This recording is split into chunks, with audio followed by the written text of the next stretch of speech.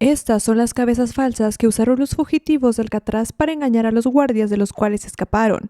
Aquí, desde este pequeño agujero, pero ¿cómo lo hicieron y si realmente pudieron escapar? Bienvenidos a un nuevo video, soy Camila y en esta ocasión estaré hablando acerca de la fuga de Alcatraz y cómo fue que los prisioneros lograron escapar de ahí. Nuestra historia comienza aquí, en San Francisco.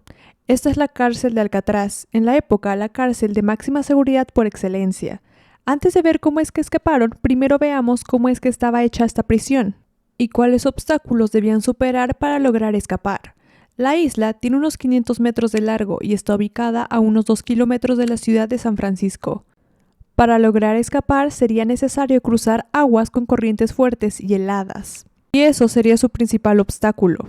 Este fue el cuerpo principal de la prisión que rodea 130 metros. Esto, en cambio, era el patio, y por este lugar era el puerto, el cual era el único punto de acceso para las embarcaciones.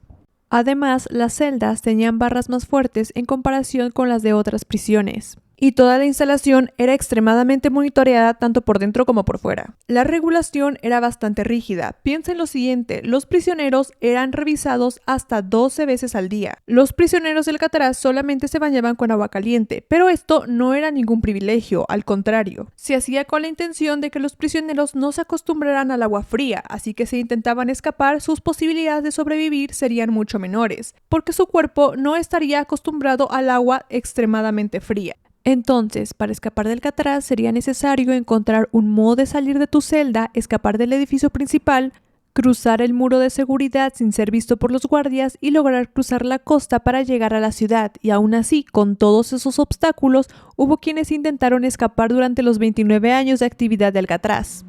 En total fueron 35 hombres los que trataron de escapar. Spoiler, la mayoría no lo logró. 23 fueron capturados con vida, 6 fueron asesinados a tiros y 2 se ahogaron al intentar nadar 2 kilómetros hasta la orilla a través de corrientes brutales. Y los últimos 4, esos son los protagonistas de nuestra historia de hoy. El primer protagonista es el detenido Frank Morris, quien llegó a Alcatraz en enero de 1960 después de haber realizado varios robos, hurtos y haber trabajado para el narcotráfico, peleas ilegales y varios intentos de fuga de otras prisiones. Al año siguiente fue colocado a unas pocas celdas de distancia John Glee y Clarence, dos hermanos arrestados sustancialmente por los mismos delitos que el señor Morris. Con una historia así podrían no conocerse, pero de hecho sí se conocían y se habían vuelto amigos algunos años antes en la cárcel de Atlanta. Teniendo los tres un pasado de fugitivos, pronto pensaron en cómo escapar. A la cabeza del proyecto de escape estaba Frank Morris, el más inteligente de la pandilla, quien es interpretado por Clint Eastwood en la película Escape de Alcatraz, pero el trío reclutó a un cuarto cómplice, quien estaba en prisión por los mismos delitos que ellos básicamente. Pero, ¿cuál era exactamente el plan de escape? Como podemos ver en esta plantilla, en cada bloque había estos corredores donde los guardias vigilaban, mientras en la parte trasera de cada celda estaban estos marcados en azul, que eran pasillos de acceso no supervisados. Estos pasillos estaban reservados exclusivamente para los guardias y otros trabajadores. Normalmente no estaban supervisados. Los 4 tendrían que cavar un hoyo en la pared trasera de su cuarto para llegar al corredor de servicio, pero también tendrían que encontrar un modo de tapar el agujero y asegurarse de que los guardias no notarían su ausencia durante la fuga. De allí tendrían que llegar al techo para encontrar un camino para llegar a la costa y desde ahí crear algún tipo de embarcación para llegar a San Francisco y escapar para siempre. Y hasta ahí suena muy bien. Y tú te preguntarás, ¿cómo es que lograron hacer todo eso? Bueno, muy fácil, gracias a una cuchara. Sí, con una cuchara excavaron el agujero en la pared. Aunque en teoría Alcatraz era seguro, la presencia de agua salada alrededor de la cárcel dañó la estructura de concreto. Y se vuelve peor si consideras que el mantenimiento era prácticamente nulo. De hecho, la cárcel por dentro se estaba deteriorando. Debido a esto, ellos intuyeron las pésimas condiciones de los muros, así que robaron cucharas de la mesa para comenzar a excavar un agujero en las paredes de sus celdas. Así que los 4 decidieron excavar alrededor de la rendija del conducto de ventilación, porque esto les permitía llegar al corredor de servicio sin supervisión, es decir, era el lugar ideal para iniciar una fuga, considerando también que desde allí era posible llegar al techo. Así que empezaron a cavar con las cucharas alrededor de la reja, intentando crear un espacio lo suficientemente grande para que un hombre pasara, y para no ser descubiertos cuando excavaban, siempre había alguien haciendo guardia. Las excavaciones comenzaban a las 5 de la tarde y terminaban a las 9 de la noche, precisamente la hora en que practicaba la banda de la prisión. Sí, porque los prisioneros de Alcatraz no solamente podían tocar instrumentos, sino que además de eso tenían una banda. Una vez creado el agujero, necesitaban un modo de taparlo, y para lograr esto utilizaron hojas de revistas que pintaron con un kit de pintura que les era dado a los prisioneros que querían pintar. Así que la pared falsa era muy similar a la pared real en el color, pero igual intentaron taparlo poniendo delante, por ejemplo, ropa o maletas. Y te debes estar preguntando, ¿y qué hicieron con toda la tierra que quedó de la excavación? Bueno, crearon maniquíes. A partir del polvo del cemento, que también combinaron con jabón, papel de baño. En resumen, reutilizaban todos los desechos que producían. Economía circular, claro. Bueno, obviamente estas cabezas no son reales, pero imagínate verlas cubiertas con las sábanas y de noche. Podrían tranquilamente parecer verdaderas. El color rosa para pintarlas también lo tomaron del kit de pinturas del que ya había hablado antes, mientras que el cabello se lo robaron al peluquero de la prisión. Y trataron de escoger el cabello del color del que ellos lo tenían. Ya habían encontrado el modo de salir de su celda y tapar el agujero, cómo engañar a los guardias haciéndoles creer que estaban ahí. Ahora solo faltaba encontrar el modo de abandonar la isla.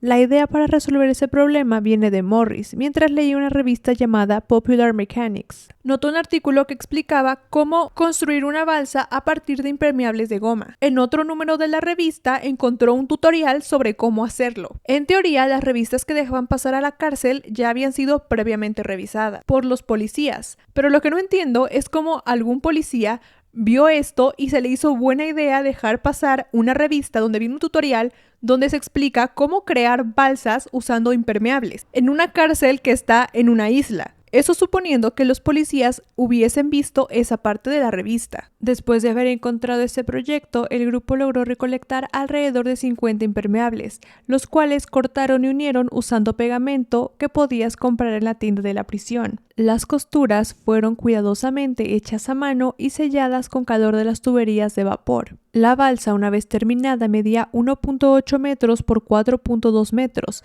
Era una especie de balsa inflable. ¿Y cómo la inflaron? Bueno, pues con la boca definitivamente no, aunque hubiera sido gracioso verlos haciendo eso. Pues decidieron inflarla con un instrumento. Inflaron su balsa con una concertina robada a otro recluso y modificada para que sirviera de fuelle, que modificaron en una especie de bomba para poder inflar la balsa una vez que llegaran a la costa. El 11 de junio de 1961, a las 9:30 de la noche, era la hora a la que se apagaban las luces, así que pusieron los maniquíes en su lugar. Pero hubo un problema que no se esperaban. La rendija de su cuarto se había atorado y no la podían abrir, y ellos estaban como, bueno, ya intentamos sacarte, pero no lo conseguimos, así que bye. Así que los tres que quedaban escalaron los tubos durante 9 metros hasta llegar al techo.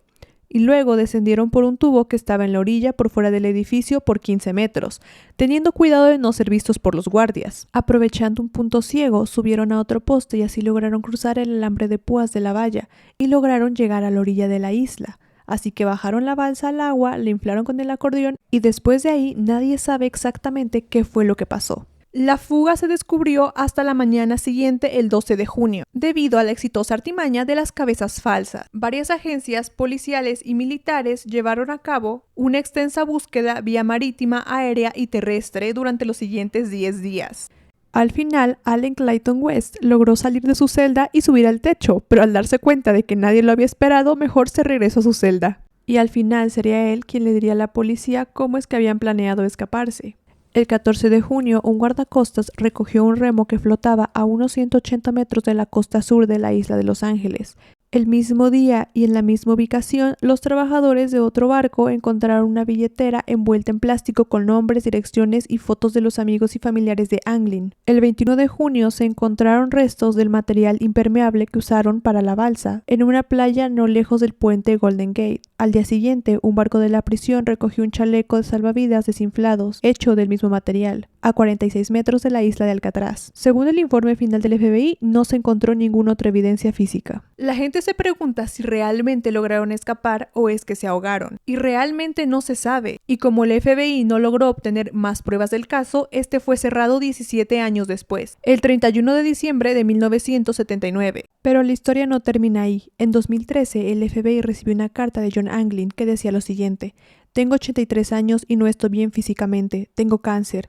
Si anuncian en televisión que me prometen que solo iré a cárcel un año y que me darán atención médica, escribiré de vuelta para decirles exactamente dónde estoy. Si es verdadera o falsa, nunca lo sabremos.